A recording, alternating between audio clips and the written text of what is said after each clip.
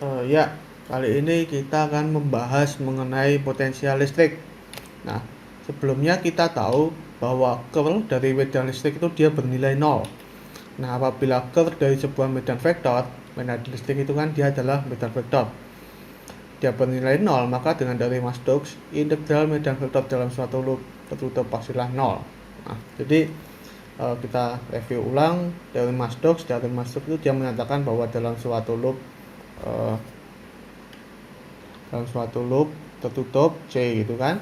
Jadi integral dari curl medan vektor tersebut terhadap luasan itu dia sama dengan integral lintasan gitu kan di dalam suatu loop medan vektor tersebut terhadap lintasan itu sendiri gitu. Nah, apabila curlnya ini dia sama dengan 0, maka ini sama dengan 0 gitu kan. Nah, itu dari teorema Stokes. Sehingga kita definisikan medan vektor yang memiliki integral lintasan bernilai 0 disebut dengan medan konservatif. Nah, untuk menunjukkannya, misalkan kita ambil dua titik, yaitu titik 1 dan titik 2 pada kurva tertutup, yaitu kurva gamma. Jadi misalkan ada kurva tertutup nih, gamma gitu kan. Jadi dia dari 1 ke 2 melewati lintasan B dan melewati lintasan A. Yang ujung-ujungnya tetap di 1 dan 2, sehingga keduanya tertutup. Nah, karena integral lintasan medan vektor E terhadap loop gamma dia harus bernilai 0, maka integral garis dari 1 ke 2 tidak bergantung pada lintasan yang diambil, hanya bergantung pada lokasi 1 dan 2. Nah, jadi misalkan kita menjalankan E itu, dia dari 1 ke 2 melewati lintasan B kan. Misalkan ini kita dapatkan 1 gitu kan, dari 1 ke 2. Terus karena tertutup dia kembali ke 1 tapi lewat A ini gitu. Lewat A mengarah ke sana, kebalikannya. Nah, jadi kalau 1 ditambah 2 itu dia sama dengan 0, maka 1 sama dengan -2 kan. -2 kan berarti arahnya ke sana gitu kan. Jadi dia nggak bergantung pada lintasan yang diambil yang mana, yang hanya bergantung pada titik 1 dan titik 2.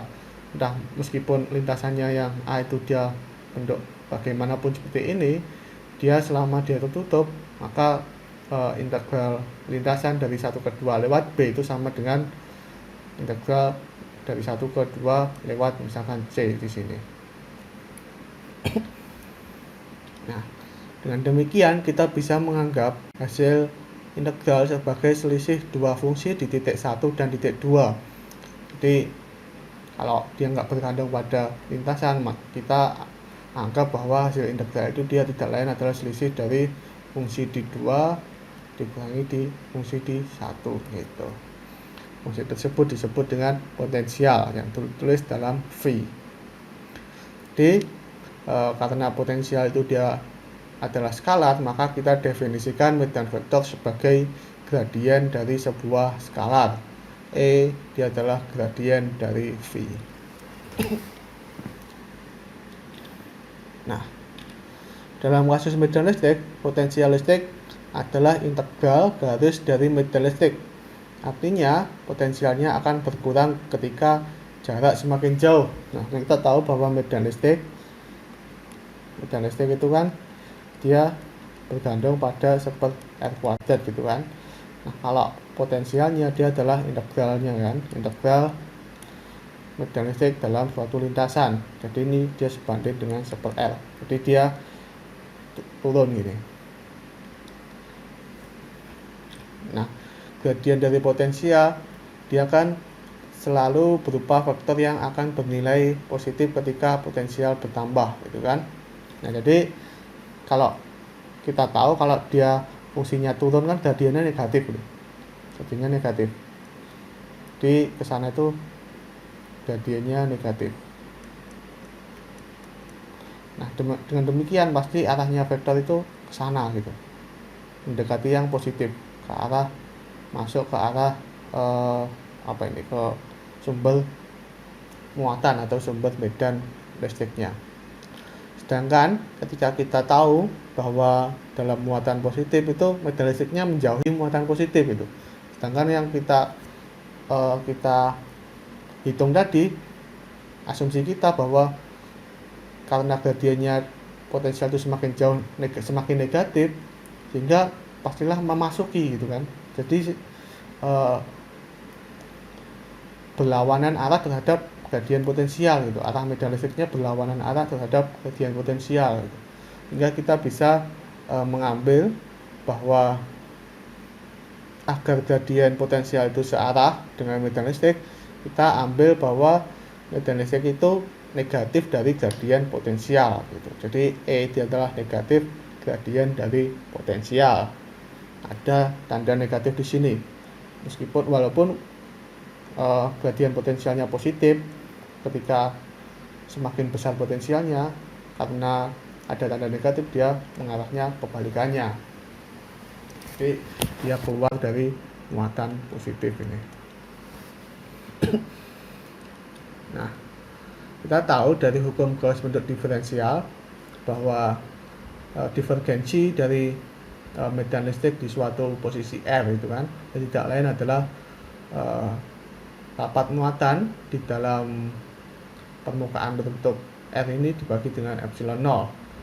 Kita juga telah membuktikan bahwa medan listrik itu dia tidak lain adalah negatif dari gradien potensial.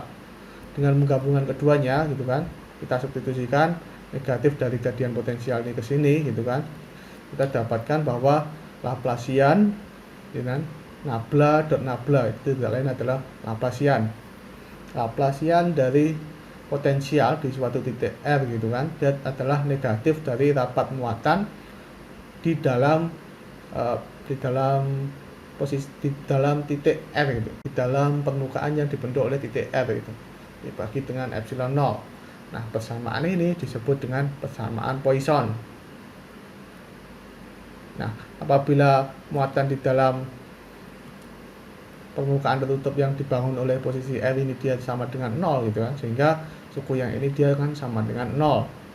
Kita dapatkan Laplacian dari potensial dia sama dengan 0, dan ini adalah persamaan Laplace. Nah, sekarang kita ingin melihat bagaimana syarat batas ketika sebuah medan listrik gitu kan menembus suatu permukaan gitu. Jadi ini ada medan listrik menembus, apa yang terjadi pada batas-batas tembusan ini. Nah, untuk mengetahui kekontinuan dari medan listrik ketika melewati permukaan yang memiliki muatan permukaan sigma gitu kan, yaitu dengan membuat permukaan Gauss yang sangat kecil di sekitar permukaan bermuatan. Jadi kita membangun permukaan Gauss di sini. Kita bangun balok gitu kan. Di permukaan atasnya dia memiliki luasan A, dan ini dia adalah kecil gitu, sangat kecil. Jadi ada 6 sisi. Jadi dengan hukum Gauss bentuk integral gitu kan, bahwa integral luasan dari E dot dA gitu kan, dia adalah muatan di dalam permukaan tertutup dibagi epsilon 0. Muatan di dalam permukaan tertutup tidak lain adalah sigma kali luasan itu kan, jadi sigma A. Nah, flux total dari medan listrik yang menembus permukaan Gauss hanyalah bagiannya tegak lurus. Nah, kita udah membahas di fisika dasar kalau yang menembus permukaan di sini bagian tegak lurus. Silakan kembali ke, kalau ingin mereview akan masuk ke folder fisika dasar. Hingga kita memiliki di sini fluxnya dari atas, yang medan listrik di atas yang menembus permukaan ini, dan yang bawah yang menembus permukaan ini. Gitu. Jadi yang atas dikurangi yang bawah. Dan adalah sigma A per epsilon 0. Atau kita dapatkan bahwa selisih dari medan listrik yang tegak lurus di bagian atas dan di bagian bawah itu dia adalah sigma per epsilon 0. Sehingga kita tahu bahwa suku normal atau suku tegak lurus dari medan listrik dia diskontinu. Kalau kontinu kan pastinya E atas dan E bawah akan sama gitu. Tapi dia diskontinu dengan faktor sigma per epsilon 0 pada batas-batasnya. Nah, kalau misalkan batasnya ini dia tidak memiliki muatan permukaan gitu kan, jadi keduanya kan kontinu gitu. Nah, untuk mengetahui sifat kekontinuan dari suku singgung atau suku tangensial dari medan listrik, maka kita buat sebuah loop persegi yang sangat kecil gitu. Kita loop persegi. Jadi ini dia L, jadi gambarnya seperti ini. Ini persegi, ini L, ini permukaan. Ini dia adalah epsilon berdua. Ini epsilon berdua juga. Nah, jadi integral tertutup di loop gamma gitu kan, dia adalah 0. Jadi apabila diambil epsilon dia mendekati 0, maka kita mendapatkan bahwa E yang sejajar gitu kan di bagian atas ditambah dengan kebalikannya. Kalau di bagian atas dia mengarah ke sana, ini mengarah ke sana, 0 gitu kan. Kita ambil yang karena dia yang suku sini, yang suku tegak lurus ini dia sangat kecil gitu kan, epsilonnya dia sangat kecil, maka kita bisa menghilangkan suku yang tegak lurus ini. Nah, sehingga kita bisa menunjukkan bahwa bagian sejajar atau bagian singgung dari medan listrik dia akan kontinu. Sehingga kita bisa membangun syarat batas dalam bentuk vektornya, bahwa vektor dari medan listrik di bagian atas dikurangi dengan vektor dari medan listrik di bagian bawah, dia diskontinu pada suku normalnya sebesar sigma per epsilon 0. Jadi ini tuh sama saja kalau dijabarin bagian tegak lurus atas dikurangi bagian tegak lurus bawah sama dengan epsilon 0, terus ditambah dengan bagian sejajar. Ini kan suku normalnya sigma per epsilon 0. Bagian sejajar bawah atas dikurangi bagian sejajar bawah, dia sama dengan 0. Ini bagian singgung kan apa L gitu. Nah, dimana N itu dia adalah vektor satuan yang tegak lurus permukaan untuk mengarah dari bawah ke atas, jadi arahnya ke sana. Nah, sekarang kita tinjau syarat batas potensial. Jadi potensial itu kan dia adalah integral dari suatu titik A ke B gitu kan. Nah, kita ambil titik A itu dia di dalam atau di bawah, dan titik B itu di atas. Jadi kita tahu bahwa potensial V atas dikurangi V bawah dia tidak lain adalah minus dari integral dari A ke B medan vektor terhadap lintasan AB. Nah, karena lintasan AB itu sangat kecil, sehingga kita tahu bahwa integral di kanan dia sama dengan 0 itu. Jadi kita ambil AB ini dia sangat kecil, sehingga ini A itu dia mendekati B gitu. Jadi integral dari B sampai B kan pastinya 0. Sehingga kita tahu bahwa potensial listriknya dia akan selalu kontinu. Jadi potensial di atas itu akan sama dengan potensial di bawah. Nah, kita tahu sebelumnya bahwa medan listrik di atas dikurangi dengan medan listrik di bawah itu sama dengan sigma per epsilon 0 untuk suku normalnya gitu. Untuk suku sejajarnya dia kontinu. Nah, dan kita juga tahu bahwa medan listrik itu tidak lain adalah negatif dari gradien potensial, sehingga kita bisa menuliskan bahwa gradien potensial di atas di bagian batasnya dikurangi dengan gradien potensial di bawah di bagian batasnya, dia sama dengan negatif sigma per epsilon 0 untuk suku normalnya. Nah, sehingga kita bisa menunjukkan bahwa gradien dari potensial diskontinu. Atau kita bisa tuliskan dalam seperti ini, bahwa parsial atau turunan dari potensial di bagian atas terhadap suku normalnya di bagian batas itu dikurangi dengan turunan potensial bawah terhadap suku normalnya di batasnya itu sama dengan minus sigma epsilon 0.